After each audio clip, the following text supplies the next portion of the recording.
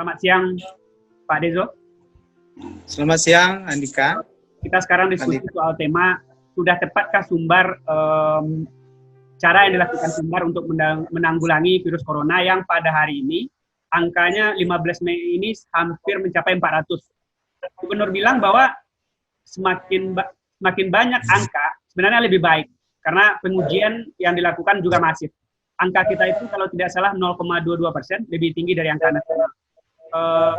Anda sependapat dengan pernyataan?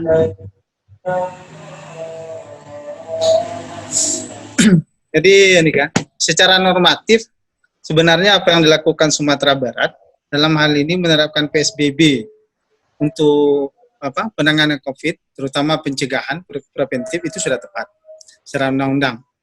Kenapa? Karena memang Sumatera Barat salah satu daerah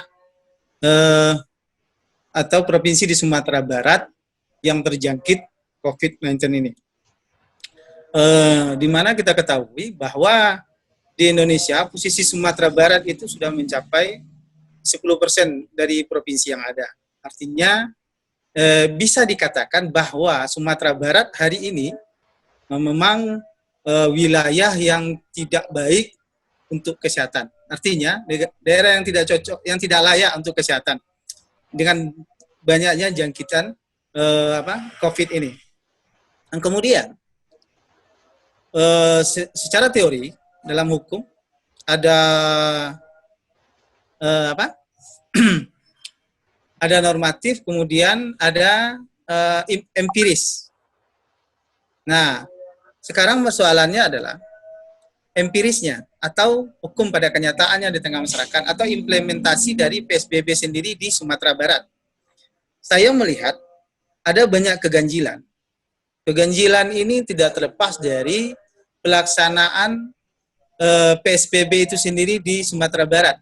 Baik itu struktur hukumnya atau masyarakat itu sendiri. Jadi saya lihat itu lebih kepada budaya hukum di Sumatera Barat. Artinya rendahnya tingkat kepatuhan di Sumatera Barat. Dan kemudian lemahnya penegakan hukum di Sumatera Barat sehingga menjadikan PSBB di Sumatera Barat banyak keganjilan sampai hari ini. Buktinya angkanya terus meningkat. Sekalipun secara teori orang-orang medis boleh saja mengatakan itu puncak dan segala macamnya, tapi kita lihat sehari-hari realitanya, ya, secara realita orang berkumpul, ya, berkumpul dalam artian begini, keluar rumah secara aturan dalam Undang-Undang Nomor 6 tahun 2018, Undang-Undang Karantina Kesehatan itu PSBB itu kan ada berapa poin-poin besar di mana tempat-tempat tertentu itu dibatasi, seperti pasar, seperti misalnya masjid atau tempat-tempat ibadah dibatasi. Tapi ini banyak yang tidak diindahkan karena memang ada pendapat-pendapat yang kontra. Menurut saya tidak penting pendapat kontra ini dikedepankan dulu.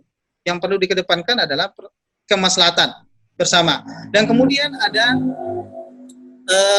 pelarangan pembatasan keluar rumah. Kenapa? Karena memang pencegahan COVID ini adalah physical distancing kan, atau social distancing.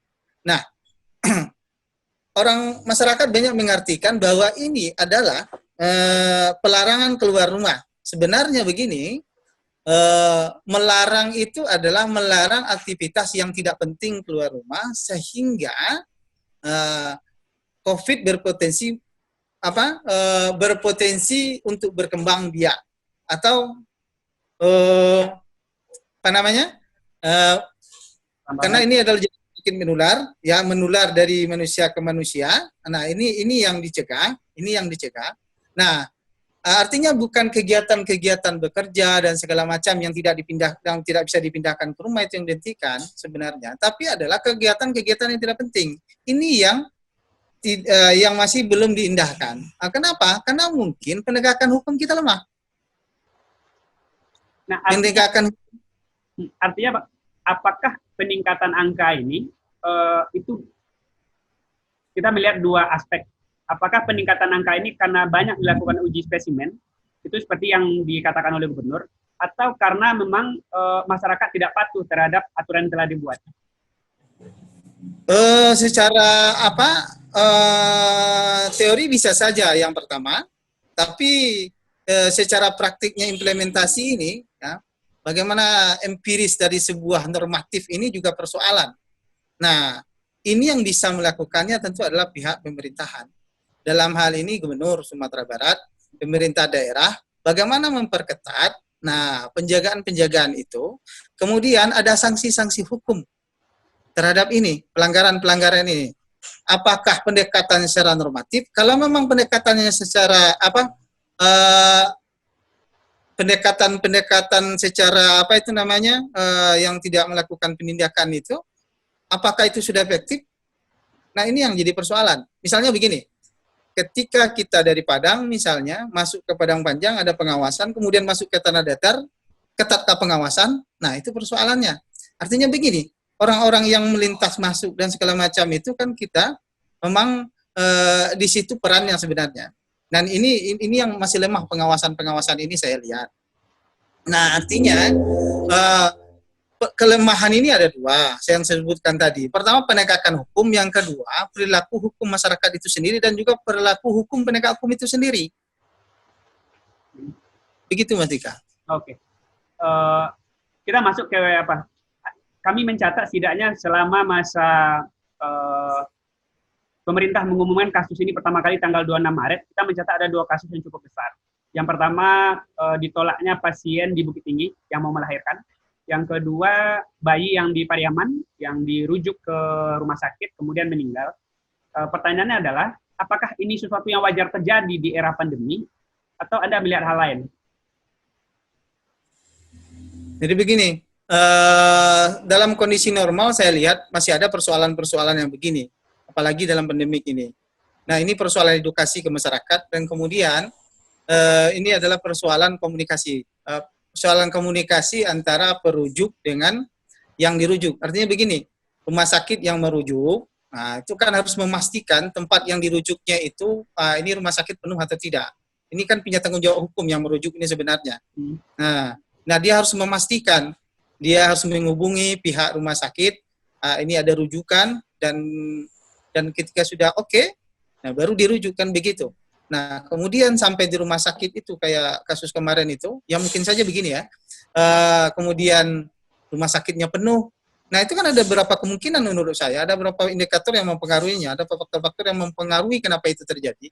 Kenapa? Komunikasi antara rumah sakit yang merujuk kepada yang dirujuk itu tidak komunikatif. Dan kemudian bisa jadi di rumah sakit tersebut juga tidak komunikatif dengan pasien, komunikasi yang komunikatif menurut saya, sehingga komunikasi tidak bisa cair ketika itu. Dan ini sebelum COVID ini sudah ada terjadi sebenarnya, karena memang jarak, kalau menurut saya begini, secara sosiologisnya begini, jarak intelektual dalam hal medis ini antara masyarakat dengan medis itu sangat jauh menurut saya, sehingga masyarakat banyak tidak memahami apa hak mereka, apa kewajiban mereka, dan kemudian ketidaksamaan ini yang kemudian menjadi konflik di rumah sakit atau fasilitas kesehatan, dan kemudian persoalan mental orang-orang rumah sakit juga dipertanyakan soal ini. Kenapa? Karena begini, dalam medis itu orang tidak tahu kan. Masyarakat ini cenderung lemah begitu. Lemah dalam arti begini, dia tidak tahu kapan dia sakit, di mana dia sakit, apa diagnosisnya, kemudian apa tindakan, kemudian apa alternatif. Yang bisa tahu atau yang mengetahuinya adalah orang medis itu sendiri. Nah, bayangkan kalau seandainya ketemu dengan orang medis yang mentalnya tidak bagus. Ini juga persoalan sebenarnya. Nah, sebenarnya itu tidak patut terjadi. Nah, penolakan seperti ini kenapa terjadi? Nah, kalau seandainya rumah sakitnya penuh dan segala macam lalu dirujuk kembali, kan secara hukum, gugurlah tanggung jawab hukum rumah sakit. Tapi kalau ketika dia tidak punya solusi, menolak begitu saja, sebenarnya itu adalah itu tidak dibolehkan dalam Undang-Undang nomor 36 tahun 2009 bahwa rumah sakit bahwa rumah sakit atau dokter atau pimpinan rumah sakit tidak boleh menolak pasien pada kondisi darurat pada tindakan pertama. Nah, kemudian kalau dia jatuh sakit sepulang dari itu, kemudian dia meninggal, maka sanksi pidananya naik menjadi 10 tahun dan segala macam. Apa yang harus dibenahi supaya persoalan ini, pandemi udah masuk ke 3 bulan di Sumatera Barat, masuk ke 2 bulan di Sumatera Barat, dan belum ada tanda-tanda kurvanya menurun. Apa yang harus dibenahi oleh apakah itu rumah sakit atau masyarakat supaya kejadian-kejadian ini tidak berulang lagi di masa yang akan datang? Pandemi COVID-19 telah memperlihatkan sistem-sistem kesehatan di seluruh dunia atau betapa lemahnya sistem kesehatan di beberapa negara di dunia atau lebih dari 200 negara. Dan kemudian pandemi COVID-19 juga memperlihatkan kepada kita bahwa regulasi kesehatan di banyak negara di dunia begitu lemah. Artinya tidak bisa melindungi orang banyak. Nah, ini yang perlu diperbaiki bersama. Kalau kita lihat lemahnya Indonesia, ya Indonesia lemah soal ini. Dalam kondisi normal saja dia tidak siap. Nah, apalagi dalam kondisi wabah seperti ini yang dianggap bencana seperti ini secara undang-undang kan. Nah, artinya negara memang tidak siap untuk itu. Nah, dan seluruh negara sebenarnya di dunia secara internasional, WHO pun kalang kabut soal ini. Seluruh negara sekarang sedang aktif-aktifnya mencari jalan keluar dari persoalan ini, baik secara medis maupun secara regulasi tentang kesehatan. Tapi setidaknya hal-hal yang ada atau apa-apa yang berlaku di selama COVID ini kemudian akan mengantarkan masyarakat kita kepada sebuah kebiasaan atau budaya baru terhadap kesehatan, terutama di negara dunia ketiga seperti kita ini, misalnya. Ya, budaya cuci tangan, dan kemudian budaya sadar kesehatan, dan kemudian pentingnya kesehatan, dan kemudian ini juga masukan kepada para pemimpin kita. Nanti kan mau pilkada ini kan, mau pilkada, walaupun pilkada itu ditunda dalam waktu yang tidak bisa ditentukan. Kalau bisa, persoalan kesehatan ini adalah salah satu persoalan yang dipandang, ya, bagaimana negara, bagaimana pemimpin memandang kesehatan itu penting, seperti penting yang dibicarakan dalam undang-undang. Nah, artinya ini masuk ke bahan kampanye mereka, masuk ke debat kandidat, dan kemudian ini yang bisa dilihat oleh orang banyak nantinya. Bagaimana seorang pemimpin menyiapkan sebuah strategi atau sistem kesehatan atau teknologi kesehatan untuk menjamin salah satu hak dasar manusia, yaitu kesehatan. Kenapa? Karena menurut saya ini penting. Dalam Undang-Undang nomor 36 tahun 2009 itu dikatakan bahwa kesehatan itu, sehat itu adalah kondisi seseorang sehat secara jasmani, secara rohani, dan kemudian sosial ekonomi atau sesuatu yang menghalangi seseorang untuk hidup produktif. Nah, artinya begini, hukum kemudian ada regulasi soal itu, namanya hukum kesehatan, kan begitu. Nah, kenapa begitu penting ini diatur? Ya karena memang kesehatan itu tujuannya kan, cita-citanya atau politik hukumnya itu adalah kesejahteraan. Ya, kemudian mengangkat harkat derajat manusia, sehingga penting dia diatur.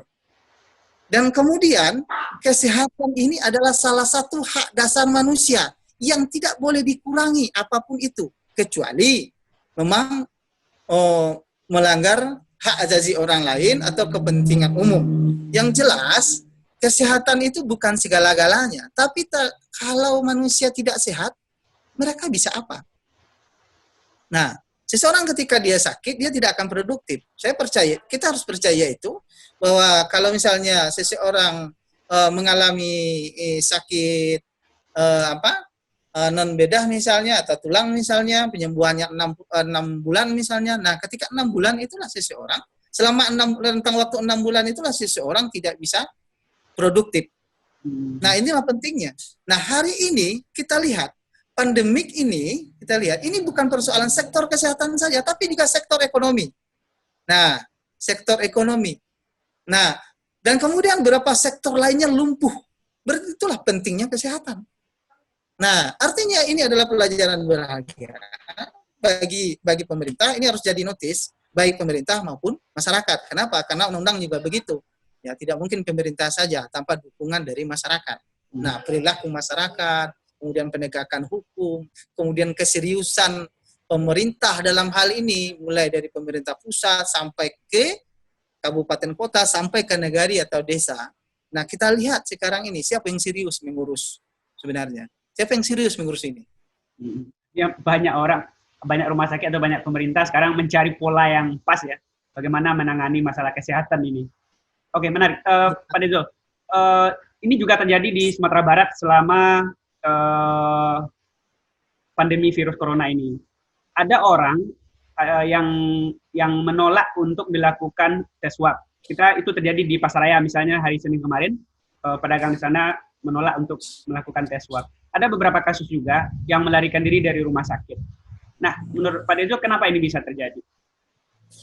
Ini soal perilaku. Perilaku itu boleh jadi karena memang kurangnya edukasi. Pentingnya hidup sehat. Nah, selama ini bahwa secara upaya promotif dari sudut kesehatan, upaya promosi kesehatan, kemudian upaya edukasi kesehatan, dan kemudian upaya preventif selama ini ada yang tidak sampai ke masyarakat, sehingga masyarakat menganggap itu tidak penting. Mungkin saja dia beranggapan bahwa ini menghalangi saya untuk beraktivitas, atau menurut mereka ini adalah sebuah aib. Nah, untuk mendudukkan pola pikir masyarakat ini, dan kemudian perilaku ini kan tanggung jawab negara sebenarnya. Nah, kita harus jujur bahwa perilaku kita dalam hal kesehatan, kita memang kurang, apalagi di Sumatera Barat. Nah, kenapa? Karena mungkin pemahaman. Seseorang bisa dapat hidayah dan pemahaman itu dipertandakan bisa dilihat dari perilaku dia. Nah, kurangnya pemahaman itu kenapa? Ini persoalannya. Kenapa kurangnya pemahaman masyarakat terhadap kesehatan ini? Terutama COVID ini kan membahayakan dirinya, juga membahayakan orang lain. Nah, pertanyaannya ini kan berbahaya kalau mereka tidak melakukan swab, sementara pemerintah sudah mengatakan klasternya bisa jadi ke arah sana. Tidak melakukan, di samping perilaku masyarakat yang lemah, di samping perilaku masyarakat yang lemah terhadap ini, nah menurut saya penegakan hukum di sini sangat penting. Kenapa? Karena secara normatif, ya kan, PSBB ini kan sudah imperatif, artinya sudah harus ditaati, dan ini sifatnya memaksa, mengikat dan memaksa. Kalau begini sudah mengikat dan memaksa, tentu harus ada sanksi hukum. Mereka yang menolak di karantina itu kan sudah ada. Sudah ada sanksinya dalam Undang-Undang nomor 6 tahun 2018 tentang karantina kesehatan. Sanksi hukum sebenarnya. Kalau pemerintah tidak melakukan upaya hukum terhadap kasus-kasus yang seperti ini, risikonya kan juga berbahaya. Dia bisa menularkan ke orang lain juga. Kalau pemerintah tidak memanfaatkan kewenangannya untuk melakukan upaya pemaksaan terhadap orang-orang yang tidak mau melakukan swab. Ya justru itulah pentingnya, karena dalam hukum itu saya sudah sebutkan tadi, yang pertama itu adalah normatif, yang kedua itu adalah normatif atau substansi hukum, yang kedua adalah struktur hukum. Struktur hukum inilah yang bekerja. Nah, ini persoalan di negara kita, dimanapun penelitian, persoalan hukum kita adalah lemahnya penegakan hukum, pasti seperti itu. Nah, inilah dituntut, ya. Kalau sebelum PSBB ini ditetapkan oleh pemerintah pusat, pemerintah daerah bingung mau melakukan apa, payung hukumnya apa. Sekarang sudah ada payung hukum. Pendekatan, misalnya sekarang dilakukan pendekatan persuasif, ini perlu dikaji, perlu dievaluasi. Pendekatan secara persuasif ini bisa menekan angka COVID tidak, atau bisa menurut saya tidak bisa. Menurut saya sudah saatnya kita melakukan penegakan hukum, bukan lagi langkah persuasif itu, tapi memperketat sanksi hukum bagi mereka yang melanggar. Nah, kenapa? Karena setiap hari bisa kita lihat, kan? Setiap hari bisa kita lihat. Makin ini sudah periode kedua PSBB. Nah, perubahannya tidak ada. Perubahan perilaku saya tidak lihat. Nah, orang tidak jerah. Kenapa? Mungkin saja mereka sudah bosan di rumah, ya kan?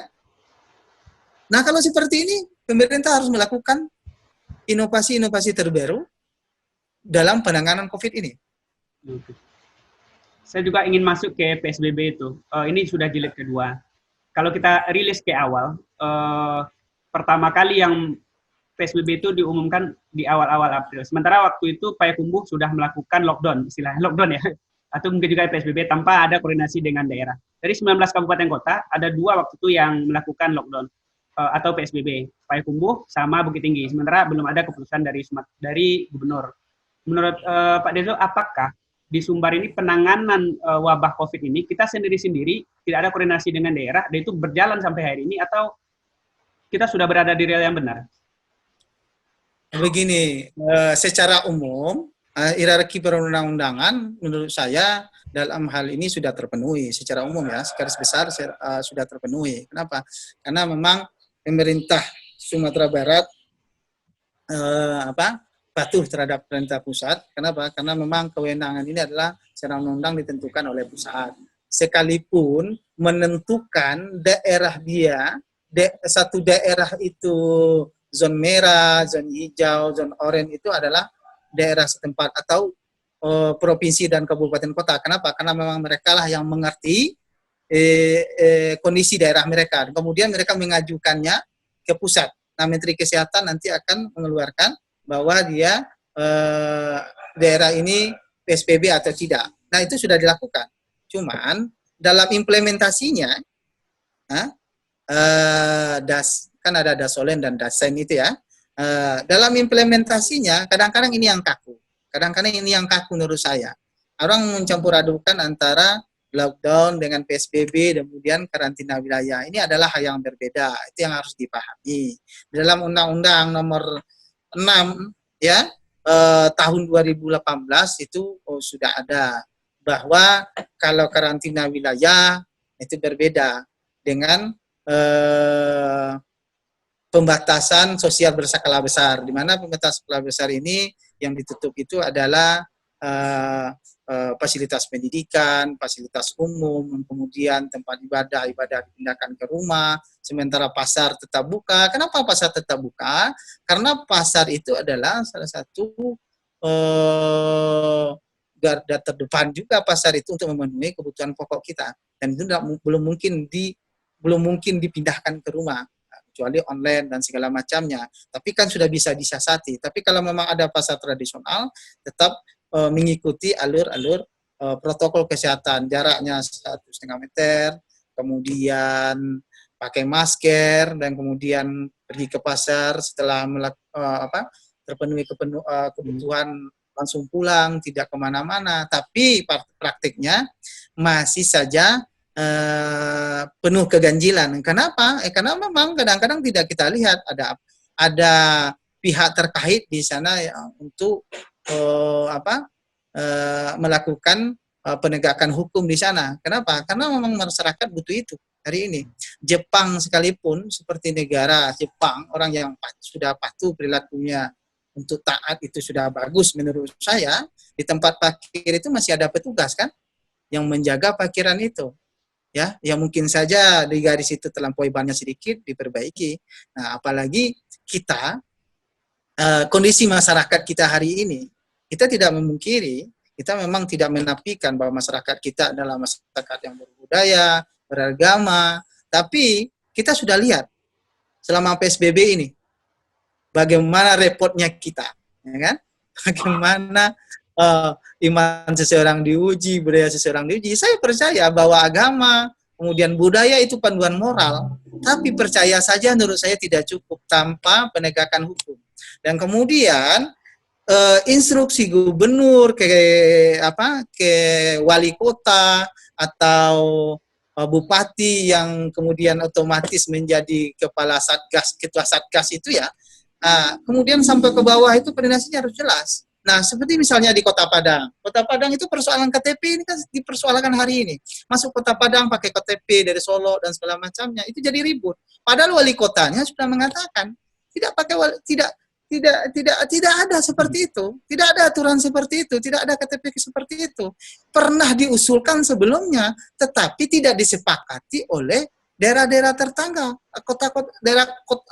kabupaten kota tetangga dari Kota Padang itu sendiri, artinya tidak berlaku. Tapi di posko-posko itu jadi persoalan. Nah, ini kemudian menghabiskan energi. Menghabiskan energi. Oke. Terakhir Pak Dezo, apakah kita sudah di jalan yang benar untuk mencegah virus ini? Dan apa yang harus diperbaiki? Nah begini, kalau seandainya PSBB ini adalah langkah terbaik, ya dari sudut ekonomi dan kemudian geografis dan kemudian kondisi Indonesia, ya kan semua negara itu kan berbeda-beda ya, berbeda-beda. Makanya pemerintah punya warna tersendiri untuk PSBB ini. Kalau memang ini adalah jalan yang terbaik PSBB ini, yang perlu kita lakukan itu adalah pertama sebagai masyarakat adalah tingkat kesadaran kita harus kita perbaiki. Kita harus jujur-jujur. Sebagai pasien kita harus jujur kemana kita tadi, kemudian kita dari daerah mana. Yuk ikuti protokol kesehatan itu. Dan kemudian kepada pemerintah, kalau penegakan hukumnya tidak jalan, menurut saya PSBB ini redundan, sia-sia. Tidak cukup dengan himbauan saja menurut saya. Jadi yang paling diperbaiki di masa PSBB ini penegakan ya? Penegakan yang jadi persoalan besar kita. Penegakan hukum. Dan ya, untuk mengubah perilaku masyarakat, penegakan hukum. Oke, terima kasih Pak Dezo sudah bergabung di channel YouTube klikpositif.com. Ya. Semoga apa yang disampaikan menginspirasi kita semua dan kita sama-sama berharap wabah ini cepat berlalu hingga kita bisa beraktivitas kembali seperti biasa.